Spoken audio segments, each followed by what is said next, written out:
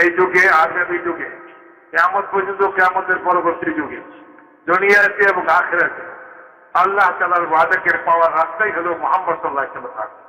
মুহাম্মদ সাল্লাল্লাহু আলাইহি ওয়াসাল্লাম যে দ্বীন আছে, যে শরীয়ত আমাদের কাছে দিয়ে আসে, সেই শরীয়ত এবং সেই দ্বীন, আল্লাহ তাআলার যে ফরজ হুকুম আছে নামাজ, আল্লাহ তাআলার এই ফরজ হুকুমের মাধ্যমে আল্লাহর কাছ থেকে নেওয়া যাবে।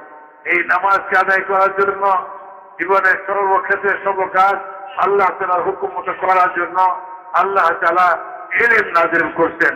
আহলে ইলমের কাছ থেকে এই ইলম সংগ্রহ করতে হবে এবং এই ইলম অনুসারে নিজের জীবনকে কাটাইতে হবে। নিজের জীবনের সর্বক্ষেত্রে এই ইলমের আলোকে করতে হবে।